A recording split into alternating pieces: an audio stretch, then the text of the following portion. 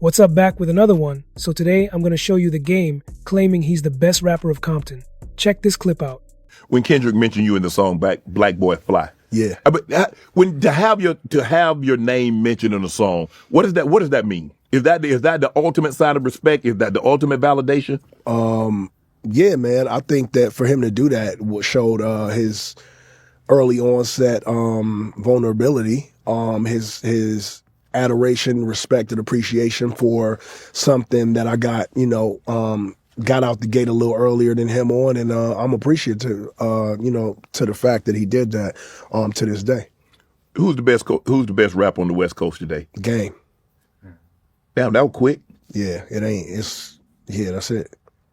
Ain't nobody getting at you? Can't nobody out-rap me, man. And anybody that knows will know. Because people can't, even if you are, like, no one can do what I can do. Like, no one has my skill set. Because not only do I have the ability to wrap circles around people, I'm also with all the bull too, if it came down to that. So it's like, I'm the best rapper in this town. Game, I mean the OG, man, there's some OGs, some heavyweights. I mean Cube, Snoop. I love Cube, but Cube can't out-rap me. I love Cube. And by the way, the reason that Cube can't out-rap me is because I used Cube's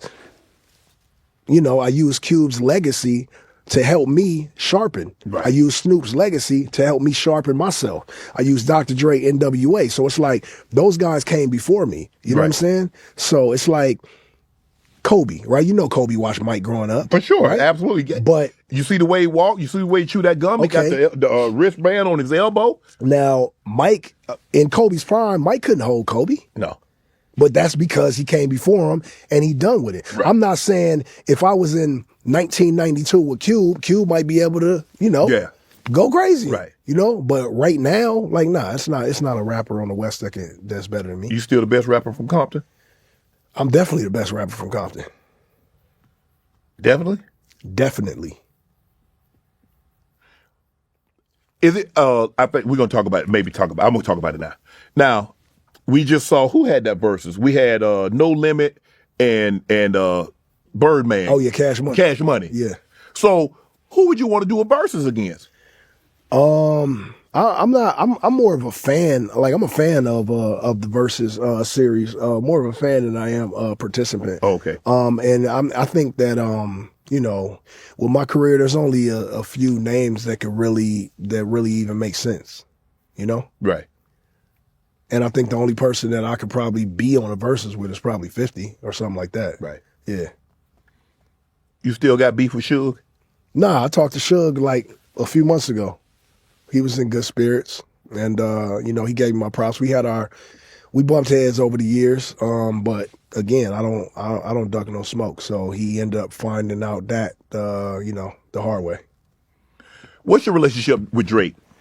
Drake? Oh, Drake, that's my brother, man. That's my brother. I don't cut no corners about my friendship with Drake. He always been solid with me. He ain't never done me no wrong. He always look out, for the kids when they want to go to shows and whatnot. And he had never done me no wrong. So When he brings this up, it always sparks a lot of conversation. Folks know the game has a history of making bold statements, and whenever he talks about where he ranks in Compton, people start reading between the lines. When Drake comes to Compton, when Drake comes to your home, to your hood, right, what is the undertaking that you have to take to make sure he can get in and out and have no issues? Well, it's all love. But number one, you have to be accepted and loved in your hood. Right. You know what I'm saying? Which I am. I've always kept it a buck with people from my neighborhood coming up. I've been in Compton all my life. So it's not like I'm some implant. Right. I've been there all my life. I know everybody know right. me. People see me while I was in my, in my dark days and know what I was capable of when I was on that type of time. And at this point, all around LA, it's a respect thing. Like I get nothing but like, what's up, big homie? What's up, gang? Like that's all around LA right. from any hood. So I think I'm far removed from getting banged on or tripped on. Cause at this point, like, I'm a household name. So it is what it is. But yeah, Drake, it was easy in, easy out.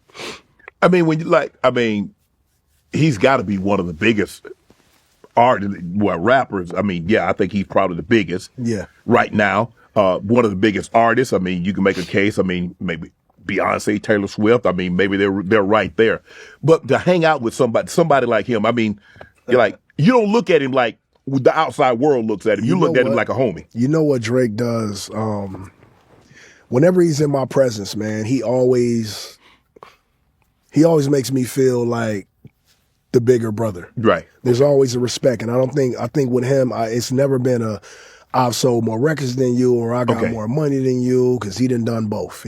When you breaking Beatles records, Michael Jackson doing all that, as a rap artist or, whatever. Drake don't even have a music genre to fit in. He just Drake. It's one of those things. Like, I'm not Black, I'm OJ, I guess.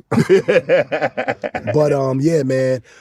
He's always humble, man, in my presence, man. And I really, really appreciate that. It makes it easier to navigate the friendship that way. Man, when you heard Drake, like, man, Drake suing his label, you like, huh?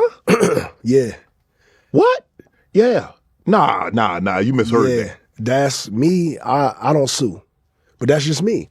And again, it's one of those things where I can't judge a man for doing what he thinks is just for himself, his career, his legacy, and his family. Right. That has nothing to do with me. I did say that I don't think he should do that, but again, that's just me being a brother. Right. He don't have to listen to me. What's up? So what are my thoughts about this? Here's the thing. Whenever the game speaks on being the top artist from Compton, it naturally stirs up reactions because fans have been comparing him to other major names from the same city for years. What makes this moment interesting is that it is not the first time listeners feel like his comments might contain subtle undertones or competitive energy aimed at someone else, especially since he has dropped lines in past interviews and songs that people interpret as directed at prominent rappers from the same region. It creates this ongoing narrative where some feel he is keeping a certain rivalry alive, even if nothing is explicitly confirmed. And when the topic shifts toward how people judge greatness, a lot of fans bring up factors like lyrical foundation, cultural impact, flow innovation, and influence on generations. That is where the comparisons to artists like Rakim come in, because many see those figures as the blueprint of elite lyricism, the kind of standard that shaped the way later artists approach songwriting and technical skill. Make sure to drop a comment, smash that like button, and make sure you subscribe for more videos like this, and I'll see you in the next video.